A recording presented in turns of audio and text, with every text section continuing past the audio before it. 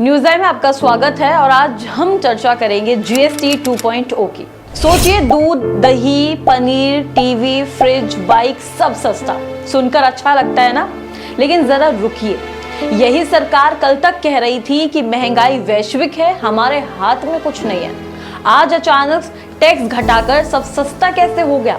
अब यही है जीएसटी 2.0 का असली खेल।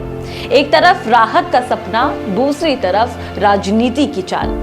अब थोड़ा इतिहास जान लेते हैं जीएसटी की पूरी कहानी कि 2017 में जब जीएसटी आया तो इसमें कहा गया कि एक देश एक टैक्स, लेकिन असल में ये बन गया एक देश चार टैक्स। 5%, 12%, 18% और 28%। नतीजा, आम जनता कंफ्यूज हो गई, छोटे व्यापारी परेशान हो गए और सरकार के पास चेक करने का नया बहाना मिल गया।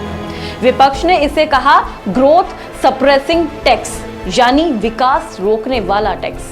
अब आज पूरे 8 साल बाद, क्योंकि बिहार में चुनाव है, चुनावी साल में सरकार लाई है जीएसटी 2.0। दावा है कि सिस्टम होगा आसान, महंगाई पर लगेगी लगाम।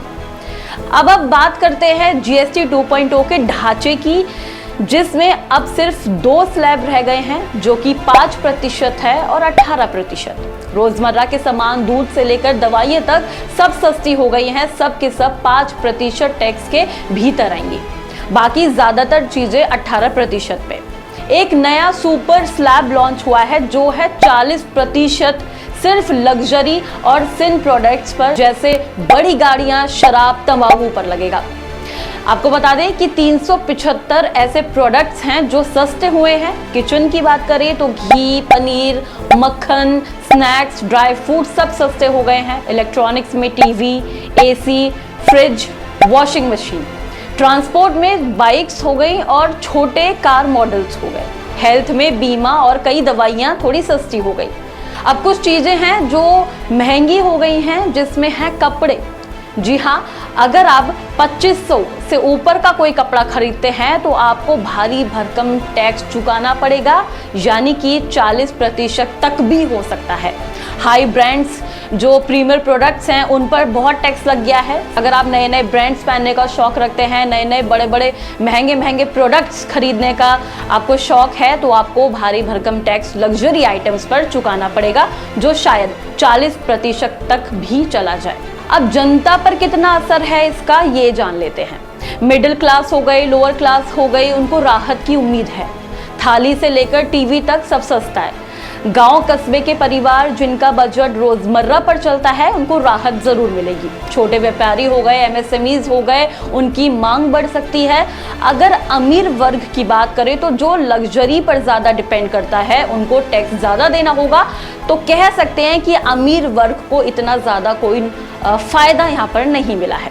यानी टैक्स सिस्टम दिखाता है प्रोग्रेसिव और अमीर पर ज्यादा और गरीब पर कम। लेकिन असली खेल अभी बाकी है। आपको बता दें कि सरकार कह रही है कि महंगाई घटेगी, लेकिन दुकानदार दाम घटाएंगे, ये गारंटी कौन देगा? क्योंकि पिछले टैक्स कट में भी कई बार फायदा दुकानदारों ने खा लिया, जनता तक पहुंचा ही नहीं।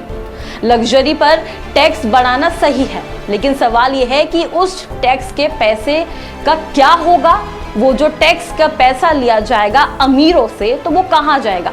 क्या उससे सरकारी अस्पताल मजबूत होंगे? क्या शिक्षा फ्री हो पाएगी, जो सबका अधिकार है? क्या किसानों का कर्ज माफ होगा?